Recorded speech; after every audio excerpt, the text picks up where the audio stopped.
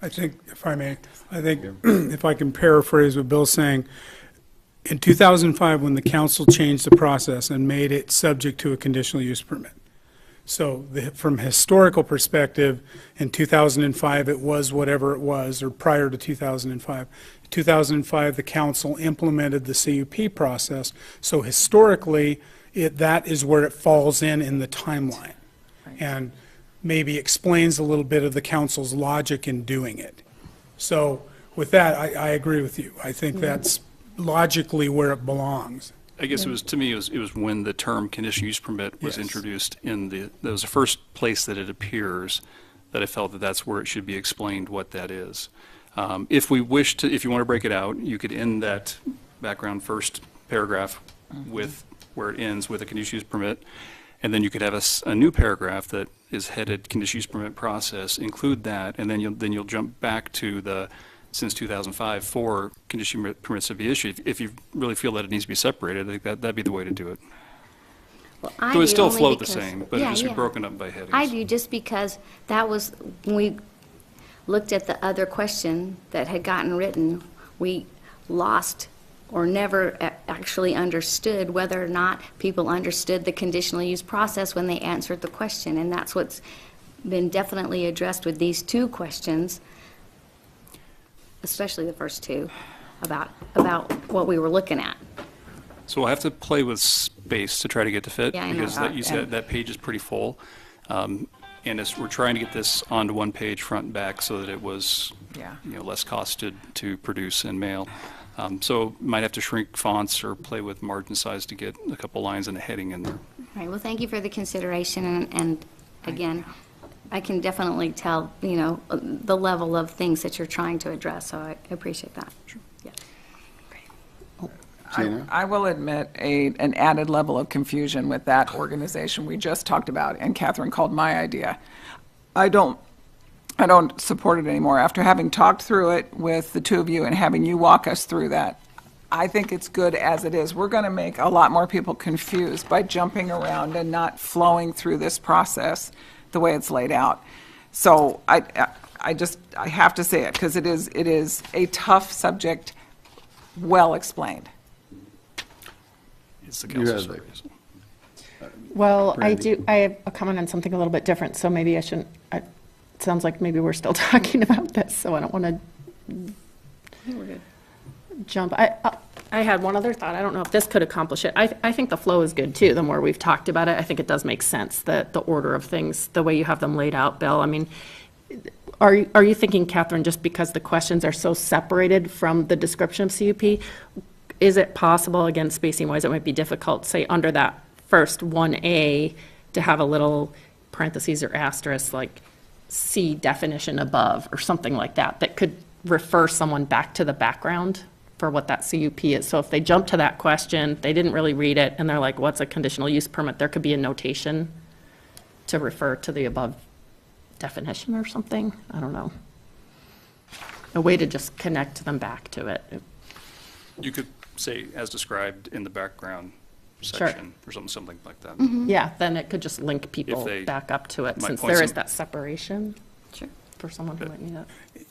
If I may, Gary? certainly have no problem with the references back and forth, but one of the reasons we tried to keep this to 2 pages was so people would actually read it. And it seems a little bit unrealistic to me that someone may, thinking they know what a conditional use permit process is, go right to the questions and answer them. I mean, we have to expect that people are going to read that history. So referencing is one thing, but I don't believe, we're trying to keep it as simple as possible. And again, I think the more we put stuff in there, it's going to be more and more Well, I complex. think if people are very, very confused with it, they'll just go down and put don't know, don't know, don't know. So if you're trying, if the catch is, if you want to skew the don't knowers to make sure that they answer it some other way, then that's a good way of maybe trying to do it. But if you make it too complicated, I think you get people say, well, you know what? If they really don't know the process or they're not interested in the process, they'll just check off don't know. Okay, so I mean, if so you're it- worried about space, there is repetition in the first paragraph. because you have in 2005, and says the Moscow City Council changed the zoning code. And then when you drop down to the new paragraph and it says, since 2005, the city has issued 4 conditional use permits. So if we know that we've changed the zoning code to allow conditional use permits, maybe there's your space. I like the since 2005 being there. All right. I do too, and I'm already confused about this, and I understand the CUP process. I just think we need to leave it alone and get it out there and get our data and let our citizens, give them the benefit of the doubt for being the smart people that they are, and they're going to read. The conditional use permit process includes, every one of the people are going to read these. Maybe you could italicize it. I think we should just leave it alone, send it out there, and collect our Let's get it data. out there. Because I think the logic flows reasonably well. The language is as simple as we can possibly make it and still receive meaningful responses. And once you get to a point, you start wordsmithing something to death, it winds up dead. But I'm not wordsmithing. Well, what I'm just asking, okay, so really, let me interrupt. I here for appreciate just- what you have to say. Kathy, let me ask the group this question, because you've talked I'm done. about this and Brandy has talked about some of it, but I'm hearing from the other counselors, with the exception of Ann, because she hasn't weighed in on this, that they're fine with it the way it is now. Is that correct? Am I? Yeah, after we've gone through the discussion and brought up the possible alternatives, I think it comes back to, it's pretty darn well written. Yeah. And Ann, I what do you it's- think? It's pretty understandable. Yeah, I appreciate your perspective on it, but I think you actually hit the sweet spot in terms of length and in terms of information provided. Okay, sounds fine. So, yeah, I don't feel real strongly about that part either, but I do want to bring up one other thing, which is thank you for the response about the faculty and the FTEs and everything. That all makes sense, especially to me, the faculty part. Yeah, I think what we're trying to understand is how many bodies we have occupying space, whether it be parking or something else, right? And faculty may come for a class and leave, no different than a customer of a business. But in the paragraph, all of the current permits allow for a total of 540 students. I do think it's important to say 540 full-time students, and then maybe in parentheses, if there could be some way to simply just explain that that it could be more if they're part-time students. I don't know the wording of that, but I think that should be captured. I'm not saying we have any way of predicting how many, but you talked about full-time, and that's not brought down to the bottom. So 540 full-time students, potentially more if there are part-time students included, maybe something like that. I think that's implicit in the definition of an FTE. Well, there is, It's an equivalent, full-time equivalent, and an FTE is self-defining to that extent that that may be more bodies if you have 2 half FTEs together. I think people fully understand that concept, especially living in a university town. well, the only thing is, it doesn't actually, and again, I don't think we should get into adding a lot more definitions and complications, but it just says 200 full-time students in another place. Well, if you had, Brandy, if you had 200 full-time students, and let's say some of those are part-time students, well, those part-time students aren't going to hang around downtown all day, so if you had 2 half-time students, maybe one of them's in the morning, maybe one of them's in the afternoon, they're gone, it's still one. I mean, Could be, or you could have 400 that all, Yeah, but that's highly unlikely. So going back to what Mr. Reedner said earlier about questions that might be leading or sort of tilting one way or the other, if we say, I feel that if we say 540 students, in parentheses, could be more, it feels a little bit inflammatory. And I don't think we need to go there. I think 540 is a big enough number to make me kind of have my hair catch just a little bit on fire, that I think, again, because I know Mr. Belknap's methods well, this is well-written, and it's written very carefully. I don't think we need to get any more specific about how many full-times, how many part-times, how many third-times. I think we're good right the way it sits. well, what about just saying 540 full-time equivalent students? That's fine. That's fine. Certainly do that. And there's room for that. Because there's space at the end of that. Mhm, just space at the end of the paragraph. Okay, we all in agreement on that? Anybody have heartburn? I think you got the move forward. We Okay. all know it. Good with it? Thank you very much. Okay. I think it's very, very well done. with Ann, a did you have difficult something? Yeah, I actually have a and something couple- that could go to citizens in downtown. Couple questions about the administration of it in terms of driving up participation, which is relevant to this survey and any other surveys as well. So I just had a couple questions about best practices. So is it ever a good idea to link to more information in a survey? So let's say, I mean, we wanted to keep this, I'm not advocating that we do it for this survey, but I'm just curious if you know.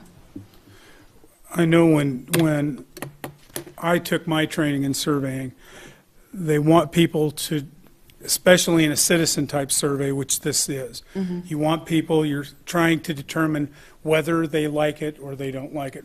Ultimately, what you're trying to get at is, do they like educational institutions being in downtown to begin with? Do they think it can be conditioned, or just they don't like it at all? Essentially, that's the full panoply of questions you're asking. So encouraging people to research wasn't something, now admittedly, I took that in the early, maybe 2002. So methods may have changed, but at that time statistically, it's kind of like using SurveyMonkey. SurveyMonkey is not good for a statistically valid survey because you can't, beyond all shadow of a doubt, have someone only answer it once. If they go to a different computer, they could answer it again, so on and so forth. It's getting better and better, but no, there's no best practice that I know of where you would actually link to other information and then have somebody answer, because you don't know who's going to link to it or not. Can one of you confirm that with whoever we're using? We're using us. For some reason, I thought we were using a third party. No, to- we use- Okay, it's all, We always have done our own I surveys. think where you got that was the fact that the city uses for statistical sampling purposes to generate the addresses for the citizen survey. There's a Yeah. third party who pulls Gotcha. those. thank you for the But we can certainly clarification. check on that, and I that's would not a appreciate problem. that. And then my other question was, do we mark the envelope in any way so people know it's a survey?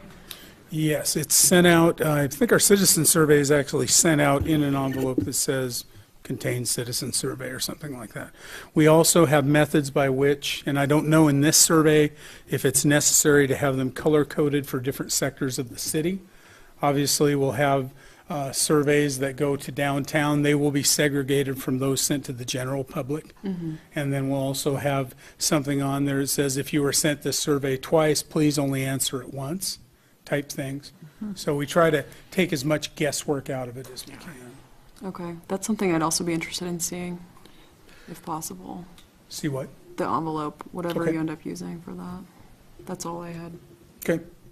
If I may, and I don't know if administration's still doing this, but we used to send out a postcard in advance, about a week in advance of the survey, to let them know they'd be receiving it and to look for it. That way they're aware that if they do receive an envelope from the city of Moscow, that's what it is, because the postcard's pretty quick and easy for somebody to flip and read. Okay. So usually there's a postcard that was sent out a week or 2 weeks prior to the mailing of the survey instrument to the same address, notifying they've been selected and they'll be receiving it in that period of time. And then a follow-up postcard is then sent usually about 3 to 4 weeks after the initial survey, encouraging them to complete it if they have not.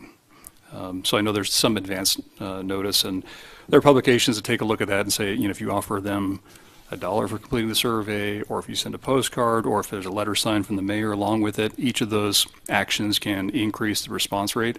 And so I know we've gone with the postcards and the letter from the mayor on the citizen survey. I don't know if administration anticipates doing the postcard for this one as well. Yeah, we figured we'd follow the same process that we do for the citizen survey. Awesome. So give us advance notice and all the other stuff. You know, I don't think we've determined if it's necessary to get different sectors of the city, except for the CDB, Central Business District. Thank you. Okay. And did you say you anticipate 2 to 3 weeks is about when it would be going out? Is that I what would you think said? that would be pretty, I mean, it's already drafted, now it's a matter of getting it sent out. So we should be able to bring our attention to that pretty quickly. Okay, we're good.